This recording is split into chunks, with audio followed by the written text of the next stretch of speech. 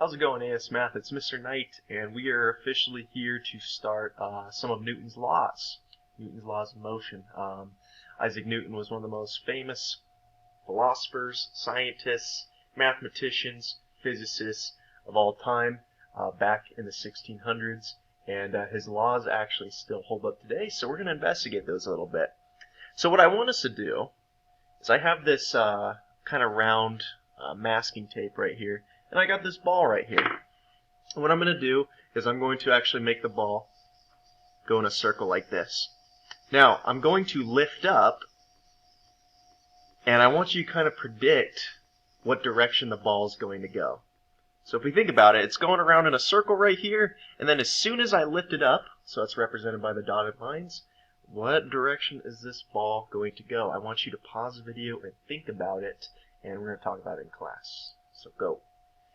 Alright, let's actually see what happens. It might happen a little fast. Let's get this guy going. I'm going to lift up. Alright. So, it was kind of hard to see, but if it's going around in a circle, and as soon as I lift it up, it wasn't going in a circle anymore. It actually ended up veering off in the same direction it was going. So, this was kind of the after. We didn't really know what was going on, but let's kind of take a look and see what happened when we actually did let that marble go. Well, we ended up seeing the ball, if it was traveling about right here, it was going in a circle, but it wanted to go in a straight line right here. And it actually did. It went right off of my desk, and it went into, went way out there. I don't even know where it went, okay? So it's gone. It's totally gone. So, what's going on here? Why did it do that? Why did it go in a straight line? This is Newton's first law of motion right here, okay? We also call it the law of inertia. So an object remains at rest or continues to move at constant velocity unless acted upon by some kind of net force. So that guy was going around in a circle, this ball, and I have another one right here. And what it wants to do is it wants to veer off in the direction it's going. So if I try to do this a little bit slower, see if I get a little slower, I go like that. It wanted to veer off in that direction. The only problem was there's a force acting on it, right? The force is the walls of this masking tape right here. It's causing it to not want to go in that direction. So it wants to go that way, but then this force says nope, and it keeps forcing it towards the center of this masking tape. So it keeps going in a loop, all right? Newton's first law is very conceptual. There's not a lot of calculation with it, but I kind of want us to think about what are some everyday examples of this. So, driving, seatbelts in your car. Let's say you slam on the brakes. Your seatbelt is going to resist, put that force on you, because what your body wants to do is it wants to go into its most natural position. It wants to fling you forward, but the seatbelt holds you back and make sure that your inertia doesn't carry you forward. Also, a washing machine. Think about kind of this example we had with the ball going around in a circle. Think about a washing machine.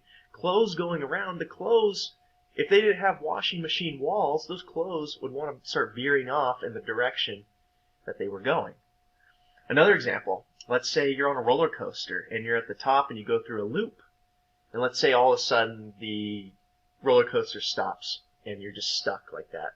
Well, your blood is going to start rushing to your head, and it naturally wants to do that because what's happening is, again, it's going kind of in that natural direction. It's going because of gravity, so your blood is going to rush to your head slowly but surely. There's lots of real-life examples that you can come up with for Newton's first law, very applicable, but we want to talk about another law, Newton's second law. So Newton's second law is really how force is related to motion. We've been looking at velocity, displacement, acceleration. So we want to kind of see how forces now govern our motion. Forces are everywhere. From the atomic scale to the cosmos, there's forces everywhere and all kinds of different forces. So here's Newton's second law. This is the official definition of it. Acceleration of an object is proportional to the net force applied in the same direction as the force and inversely proportional to the object's mass. Let's talk about proportional and inversely proportional for a second. So this is mathematically how you can represent it. So directly proportional is written like this. This is an equals. This just means proportional. And this is inversely proportional. So the mass is on the bottom. And if you really think about that for a second, and we're going to see this in action, if I have like a greater acceleration, if I have a greater force and my force goes up, I can expect something to accelerate more.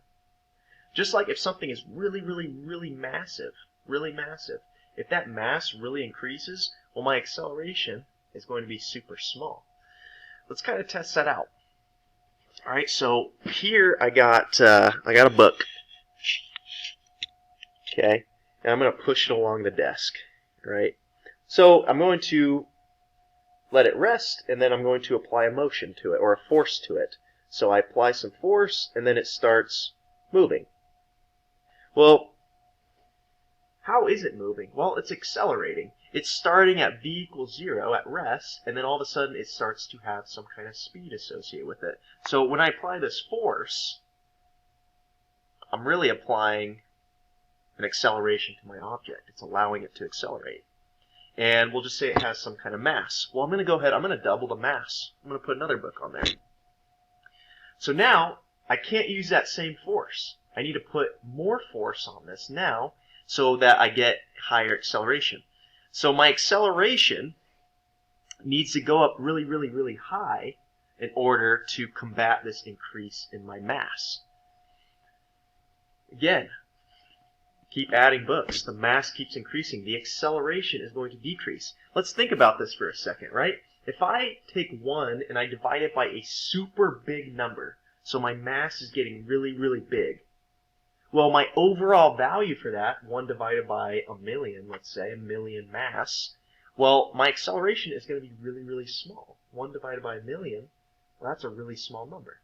But if I have a really small mass, 1 divided by a really small number is a huge acceleration. Okay? So that's the inverse proportion of it. As mass goes up, our acceleration decreases. Okay? So as mass goes up, acceleration decreases, and it's also the other way around. As mass goes down, our acceleration will go up.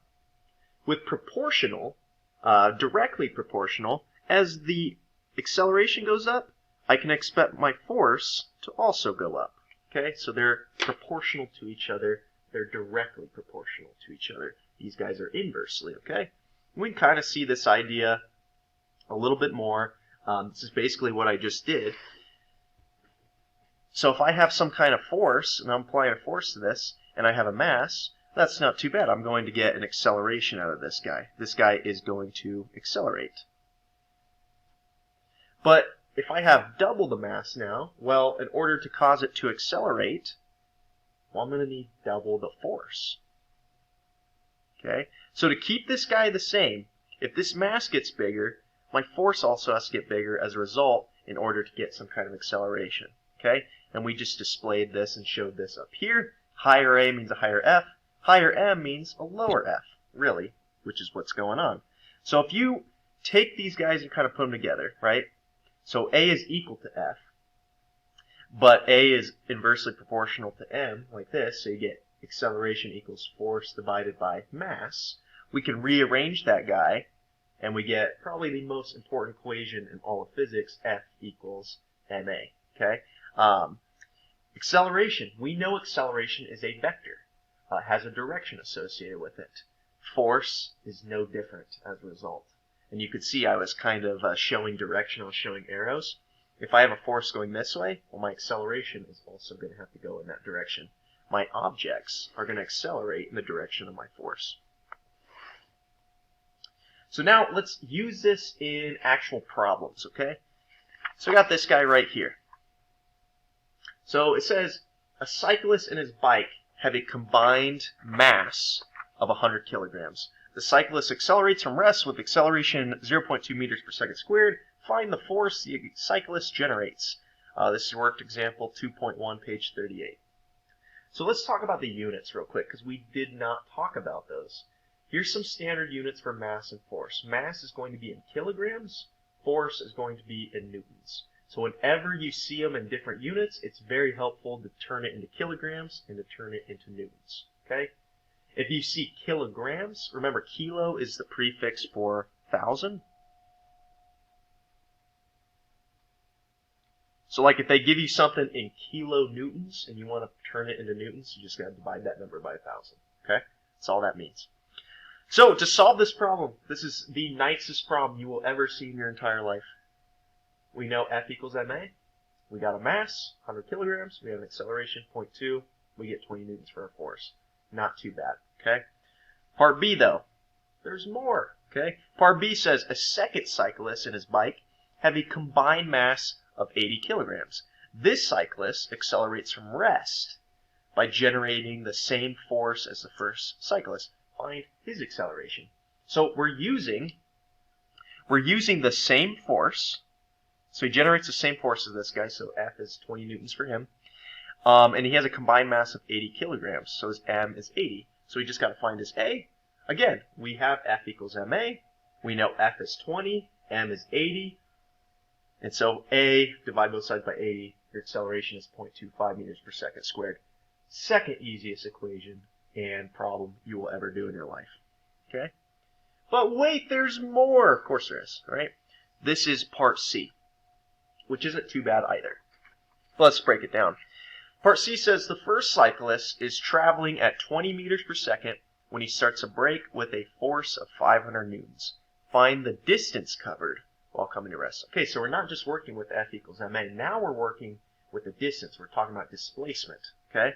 So we're going to have to use some of our Suvat equations as well. And let's list out some of our known variables, right? So we know that the initial velocity is 20. He's going to eventually brake until he comes to rest, because that's what you do when you brake. So V will equal 0. We don't know the displacement. That's what we're trying to find. We don't know what T is. Might not be a big deal. We don't know what A is. Might be a big deal. Who knows? F is 500 newtons, and our mass is going to be 100 kilograms because we're talking about the first cyclist. So the brake force. If we think about a brake, okay, if you're traveling somewhere, you're driving down the road, and you hit the brakes, well, that force, that brake force, is opposing your motion, which is going to cause you to slow down, right? So the force is actually a negative force, okay? And if we're trying to find the distance covered, we know U, we know V, we don't really know T, but we want to find S, we probably want to find the acceleration, okay? So if we find the acceleration, we can use F equals ma. So we plug negative 500 in, plug in 100 for M, we find A is negative 5, and then we could use A to find S. This is one of our Suvat equations. So we're going to plug in our known values. We end up getting this stuff. I rearrange it a bit. I move the 400 over, and finally we divide both sides by negative 10. We get 40 meters equals S. That is the distance covered while coming to rest while braking. All right? So that's it. This lesson's not too bad. I don't anticipate you'll have a lot of trouble. I just want you to get used to working with F equals ma and using those Suvat equations just a little bit more. And we're going to continue working with Newton's second law, first law, and eventually his third law pretty soon here.